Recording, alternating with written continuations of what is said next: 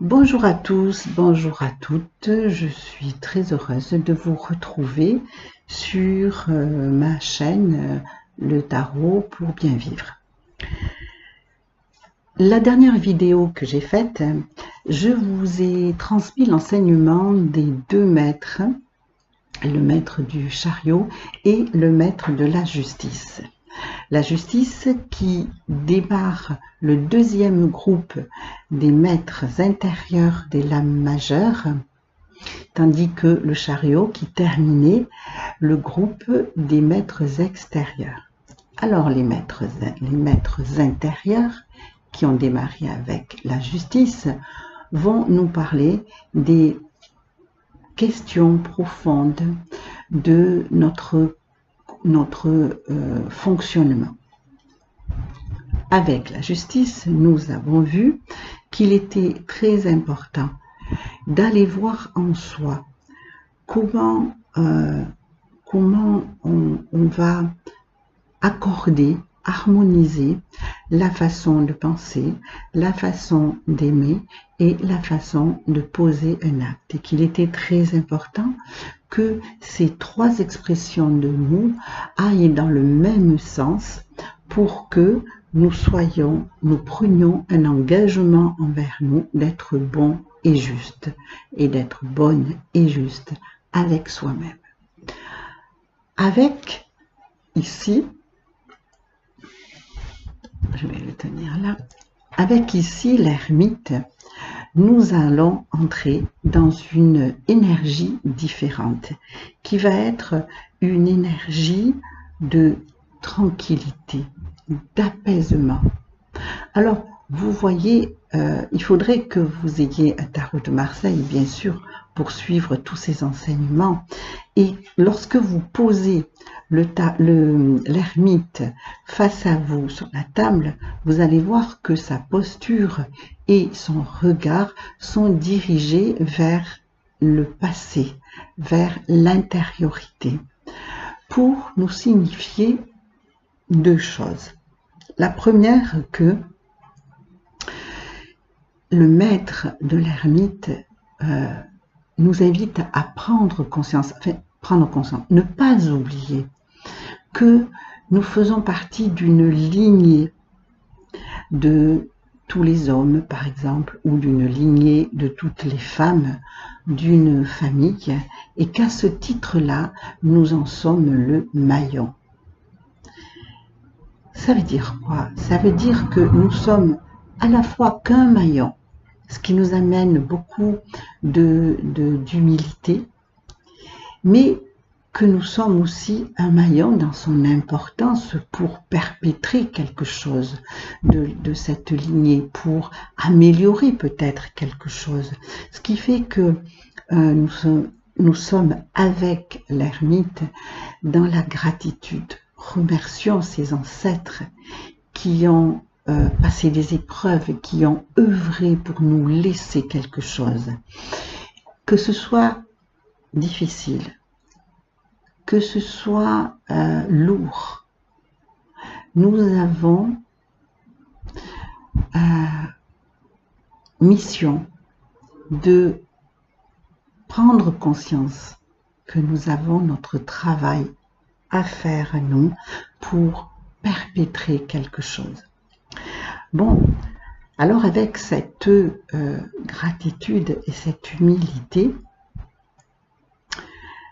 le maître de l'ermite nous dit donc d'arrêter un peu notre course. Alors qu'est-ce que ça veut dire et comment ça va se traduire dans un fonctionnement de tous les jours et à quelle période ça correspond? Mais ça correspond à la période où, par exemple, nous nous sentons submergés par les émotions, ou bien qu'on se rend compte que on en a ras-le-bol et qu'on est en train de tout lâcher, ou qu'on est en train de prendre la distance, soit sur le plan affectif, soit sur le plan professionnel, soit sur le plan physique, on se laisse aller. Ça ne va pas. On a envie d'être dans un petit trou de souris. Bon, alors là, on est dans les travers et le côté négatif de l'ermite Et le maître de l'ermite, il va nous dire, mais il y a quelque chose à faire. Alors vous voyez que l'ermite ici, c'est avec un H.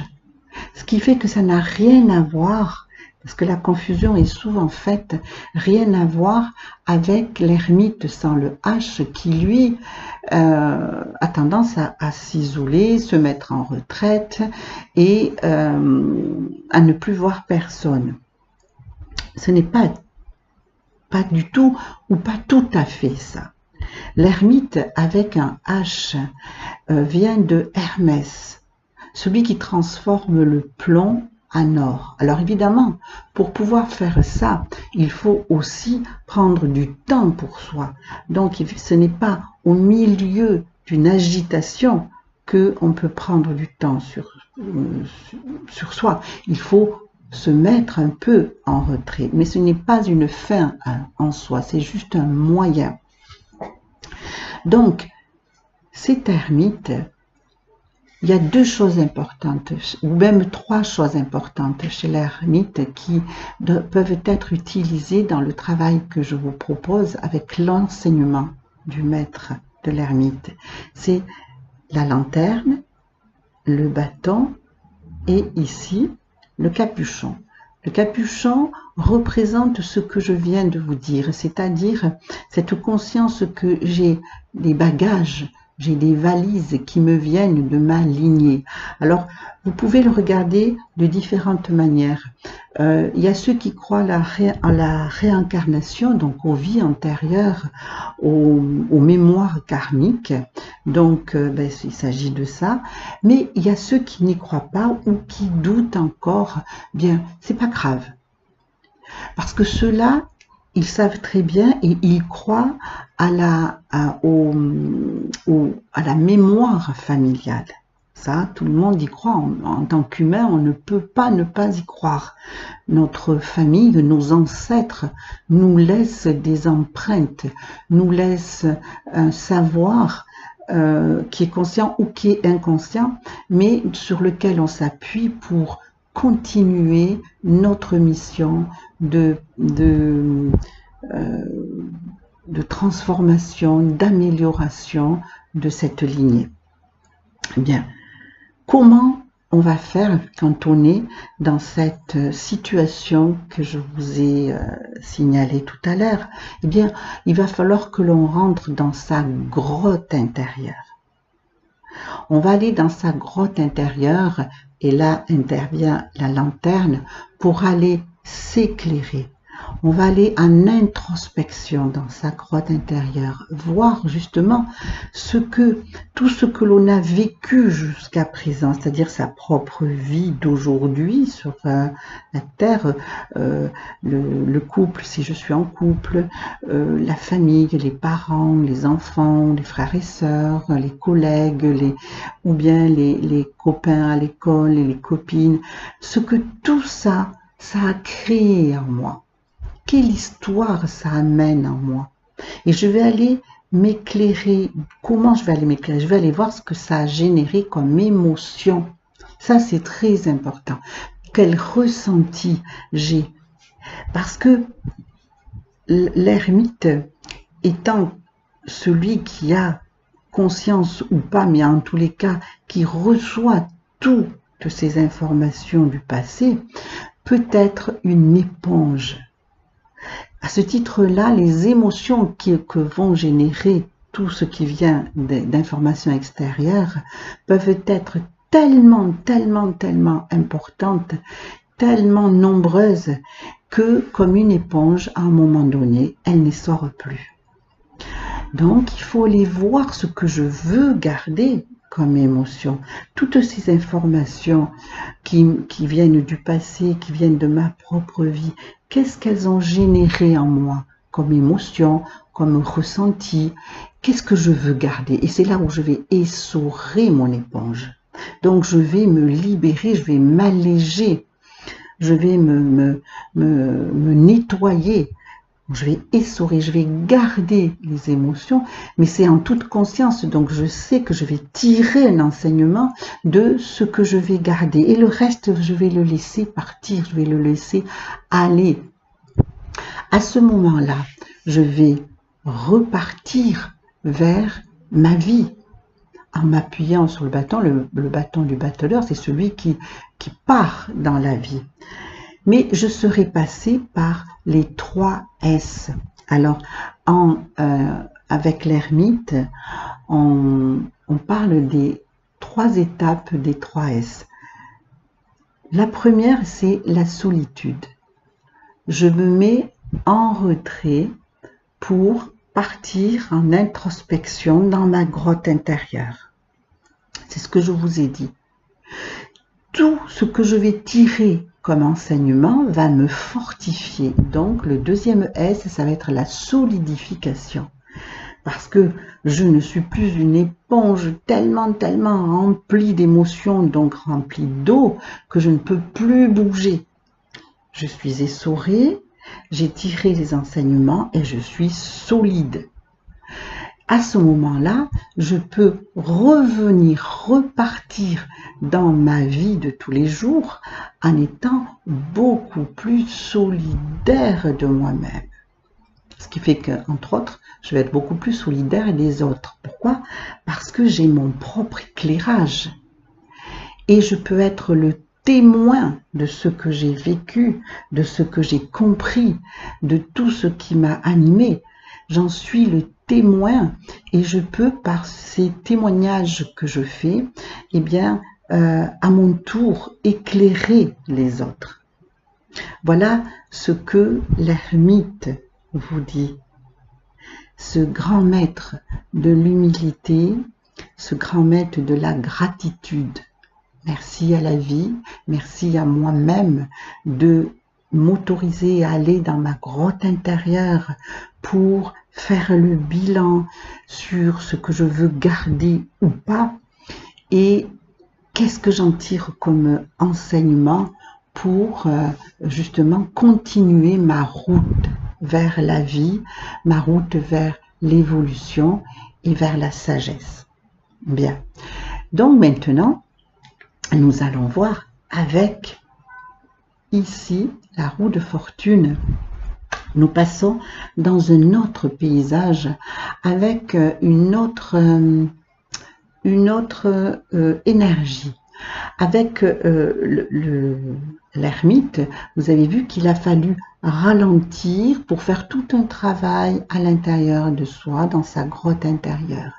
Donc c'est sûr que on prend le temps, on est beaucoup plus dans quelque chose de calme, quelque chose de secret, quelque chose de sacré aussi. Et on revient, comme je vous l'ai dit, dans la force, dans la puissance. Bon, il en faut, parce qu'ici, qu'est-ce que nous signifie la roue de fortune? Vous voyez qu'on est passé d'un personnage humain qui remplit toute la carte à une image où il y a un grand accessoire qui est une roue et avec 2 diablotins et un sphinx. Il n'y a pas d'humain. Ces figures-là ressemblent étrangement à des diablotins, mi-humains, mi-animaux. Et ça, c'est pour nous signifier que nous avons ou nous pouvons laisser la main aux événements extérieurs et qu'il faut être vigilant, qu'il faut, puisque nous avons fait un travail de maîtrise sur soi avec l'ermite, nous devons en faire quelque chose. Alors, dans quel cas on va avoir cette réflexion et cette recherche? Eh bien, le maître de la roue de fortune nous dit justement, il est important de passer par l'étape de l'ermite pour aller voir si je tiens toujours la manivelle de ma vie ou si, justement, comme je vous le disais, je n'ai pas laissé la main. À qui? À quoi? Mais si je n'ai pas laissé la main, par exemple, à mes démons intérieurs. Qu'est-ce que ça veut dire ça, les démons intérieurs? Ce sont mes angoisses. voyez, le sphinx qui est en haut, il représente la suprématie du mental. Et là, quand on est tout le temps dans le mental, il y a de forts risques que on développe beaucoup de peur. Parce qu'on raisonne beaucoup, on ne laisse pas du tout de place au positif, à l'optimisme qui fait que on croit beaucoup aux synchronicités, à la chance.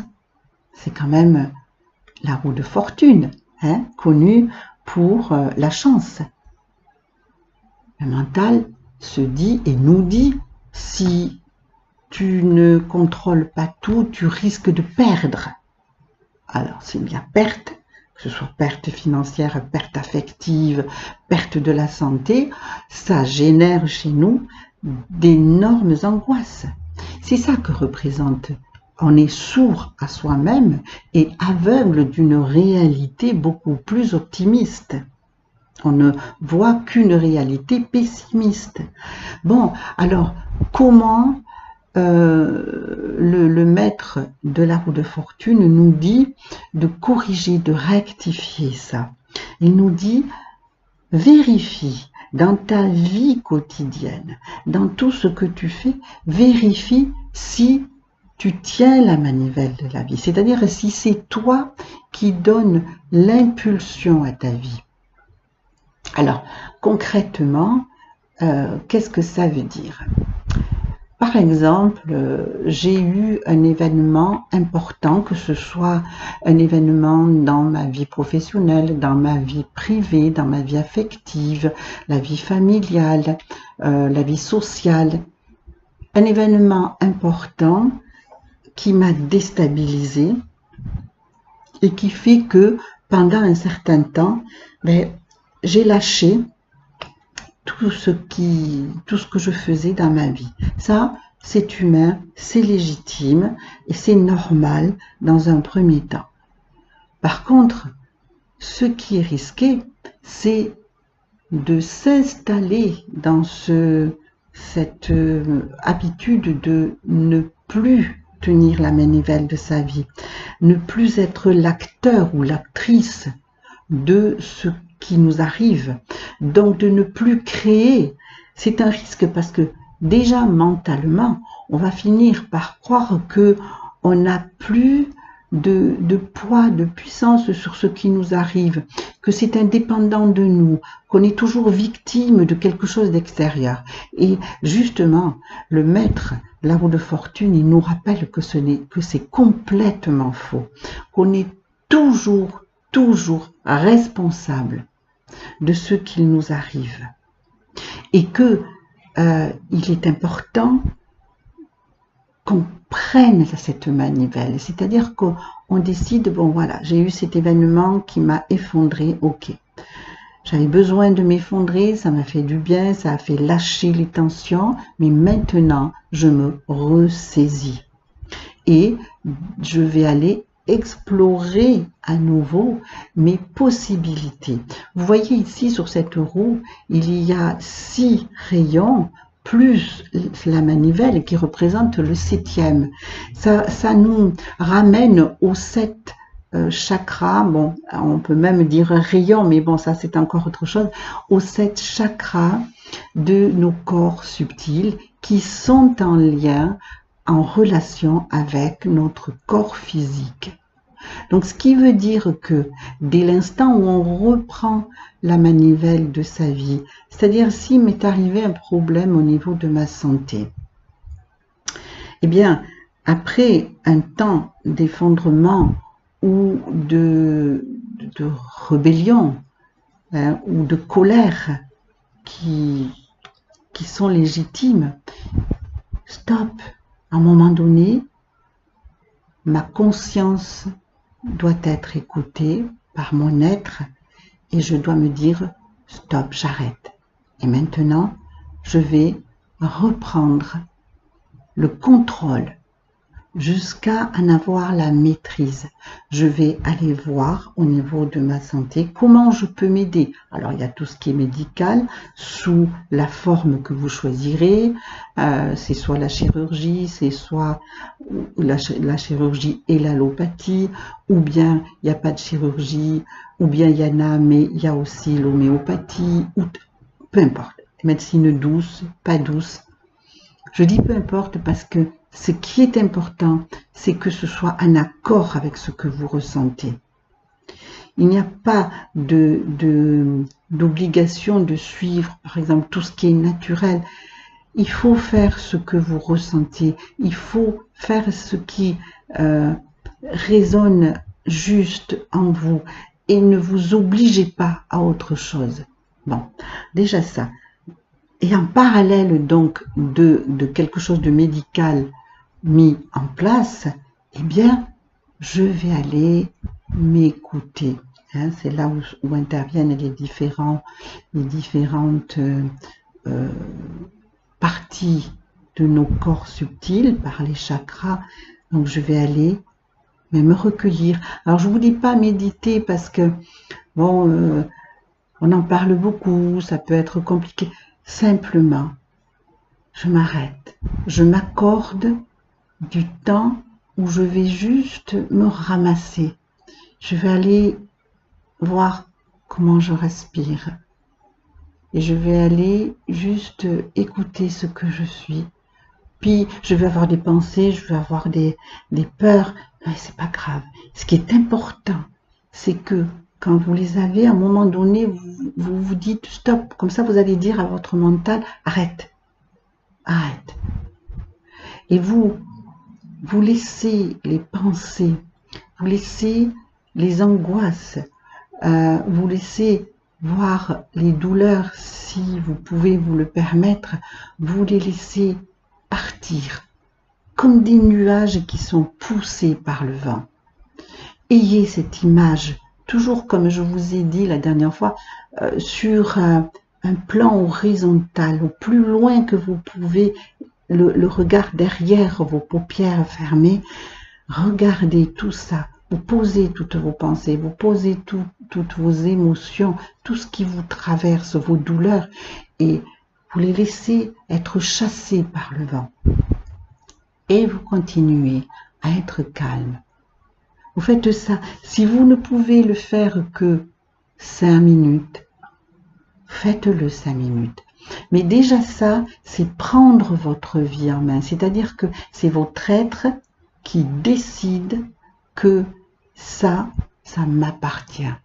Et ainsi, je me mets en contact avec mon corps, mon cœur et ma pensée. Donc, ça veut dire que je permets une communication interne entre ces trois moteurs. Ce qui fait que je vais rendre beaucoup plus fluide cette communication. Et ça va avoir forcément une incidence sur tout ce que je suis. Ça va m'apaiser, ça va avoir une incidence qui va se voir ou ne pas se voir de suite sur ma physiologie et sur ma joie intérieure. Je vous assure que ça peut être intéressant. Bon, alors après, ça peut être quoi? Par exemple,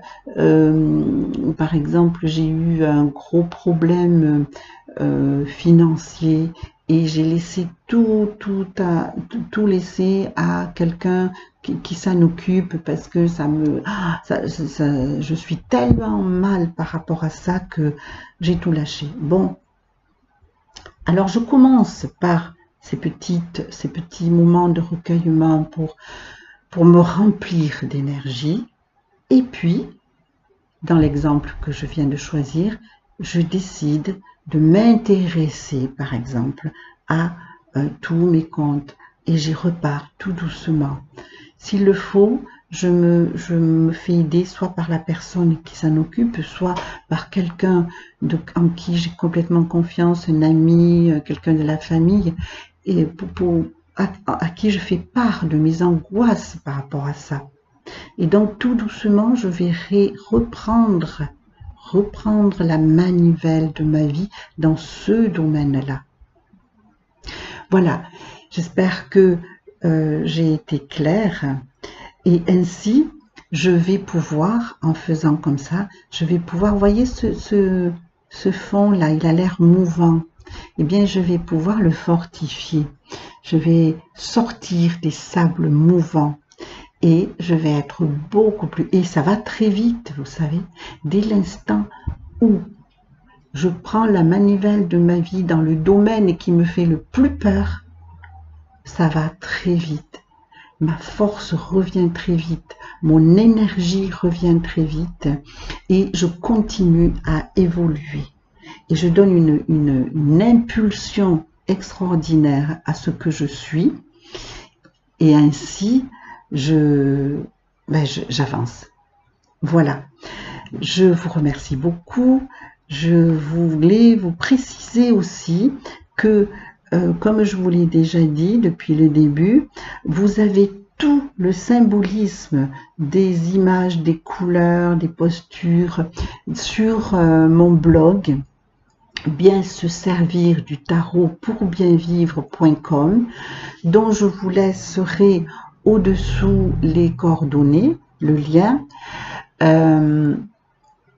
Vous avez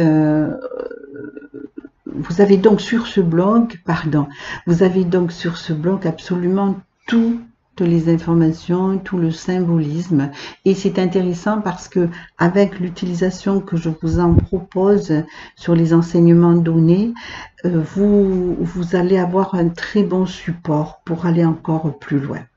Je vous remercie beaucoup et je vous dis à très bientôt. Bye bye.